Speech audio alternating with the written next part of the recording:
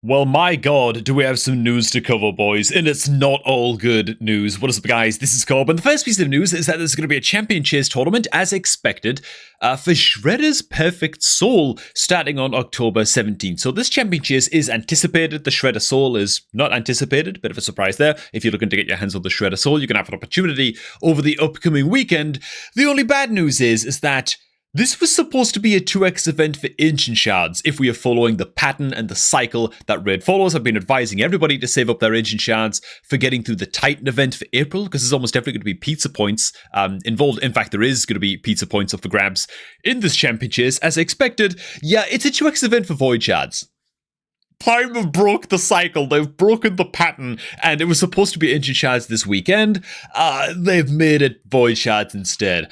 This is just even more people skipping on April now. That's what this actually really translates to. You know, Void Shards are way more difficult to get and stockpile and save up compared to Ancient Shards, obviously. 2x and Voids is lovely. The Shredder Soul is very take it or leave it for a lot of people, but a lot of people just want the pizza points from this Champion Chase event to at least stay in the running for April.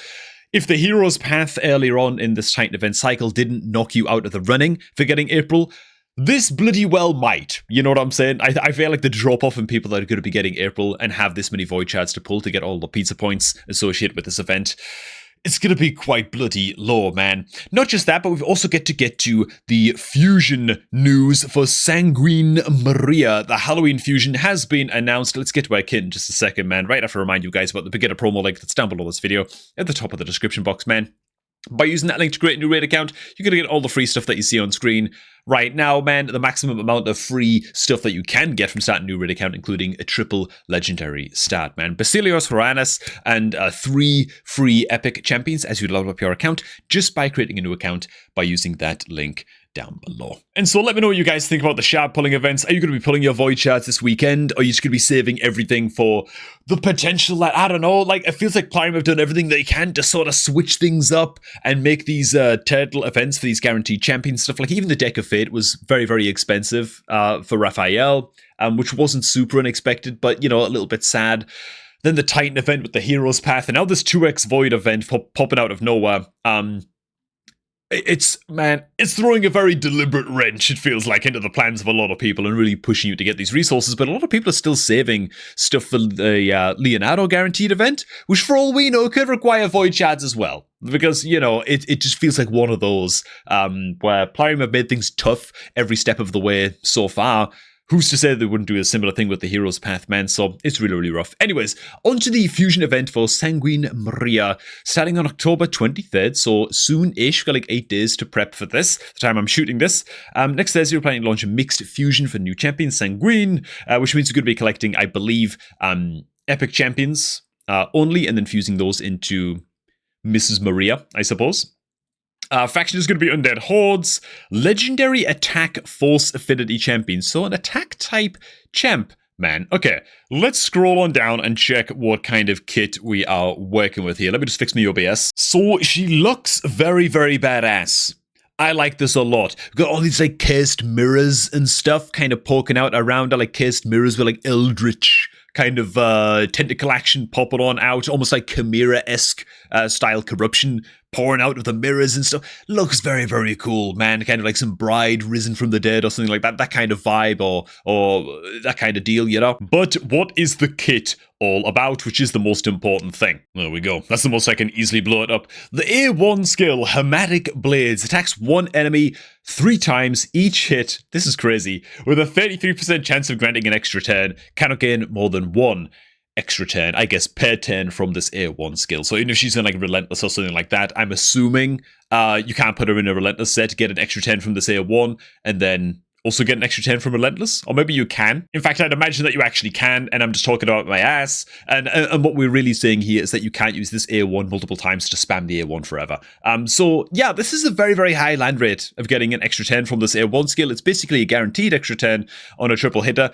Not really guaranteed, but it's like 80% net likelihood or something of getting extra 10 from the A1, which is very, very good indeed. Now, What are the cooldowns? Okay, so both of her skills are bookable down to a 3-turn cooldown by the looks of things, which is the next thing I want to look at, of course, because this A1 is effectively reducing the cooldown of all of her skills, pretty much, right, by getting an extra turn. So, what's she all about? Attacks one enemy on the A2 will ignore 33% of the target's defense, will ignore 99% of the target's defense, stone skin, and block damage buffs instead if the skill is used on a turn number that is divisible by 3. What the hell kind of mechanic is that? And my first question with this is, as much as I love the idea of this, Plarium, please give us some kind of in-game notification, just like an icon over this champion's head or something like that, or some kind of unique buff that she gets or something, to tell us when she's on like turn number 3 or turn number 6 or whatever, you know. I don't want to have to be counting this manually every single time I'm manualing a fight with this champion. I've got a bad feeling that's probably not going to happen because there are other champions in the game that have skills that are similar-ish to this in certain respects.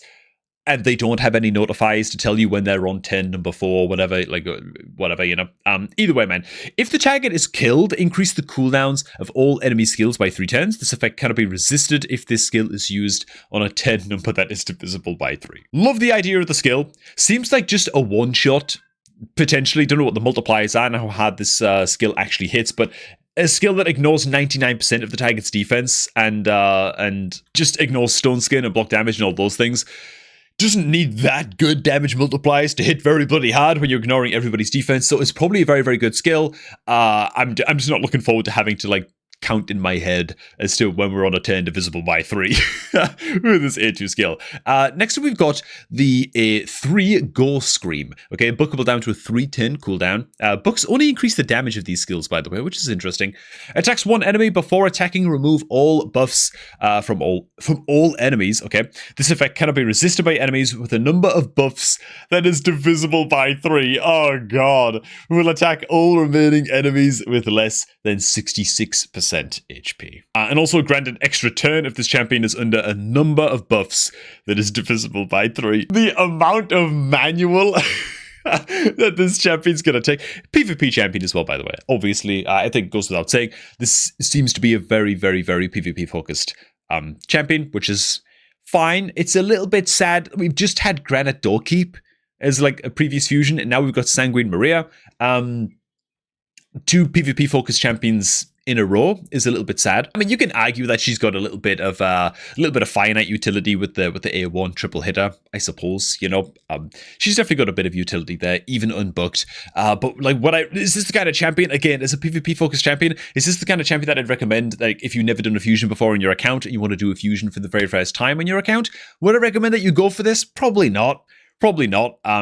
It's more of like a luxury champion, a live arena type champion, I think, for players to build into. Have a more developed account and want to focus on that area of the game. We haven't read the passive just yet. In fact, you guys are really going to struggle to see it. Let me just shuffle this up here just real quick so we can check out the passive. Say her name, man. Say her name. Okay, Heisenberg.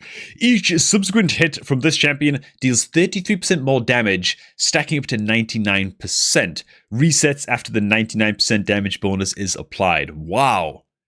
Okay. Each subsequent hit this champion receives deals 33% less damage, stacking up to 99%.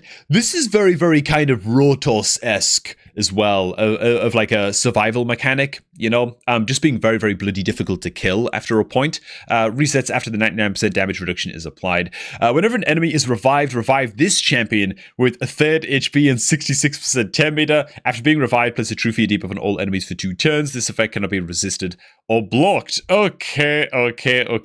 Very, very interesting champion. Very, very interesting kit. I think she's actually very bloody strong, to be fair. And it kind of feels to me like, I mean, it feels to me like the way that you play this champion, each subsequent hit deals 33% more damage, stacking up at 99%. It feels to me like you'd attack in with the A3 first, in like a live arena setting, try and remove all buffs from all enemies. I suppose try to not get polymorphed, you know, which is obviously RNG, but this effect cannot be resisted, blah, blah, blah, blah, blah. Grants an extra turn if this champion is under a number of buffs that's divisible by 3. So you're trying to get it under 3 buffs or 6 buffs. You attack in with this A3, get an extra turn, you ramp up their damage by 33%, at least, and then I guess you smack in with the A2, or maybe you go like A1, then the A2, and there's like different sort of combinations you can do with this skill.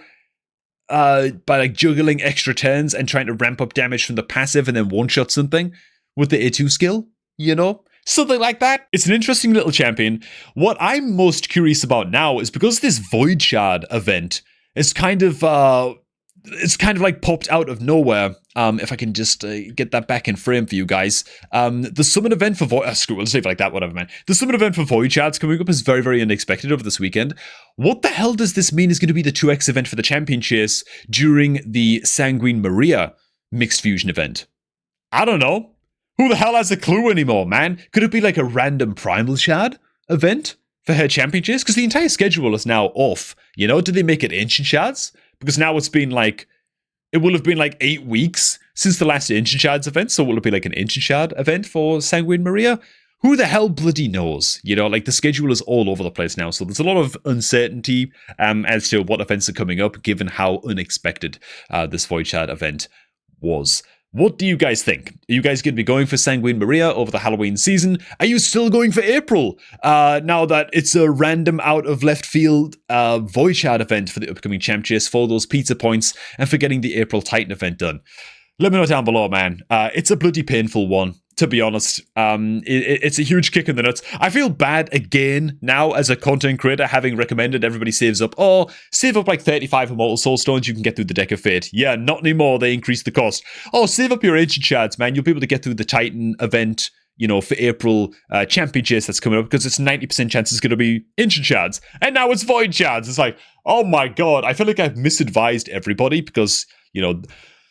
Well, it just is what it is. Plarium will switch things up, you know. Anyways, let me know what you guys think. And if you're looking to start up a new raid account, make sure you get that done right now by using the beginner promo link down below this video at the top of the description box, man.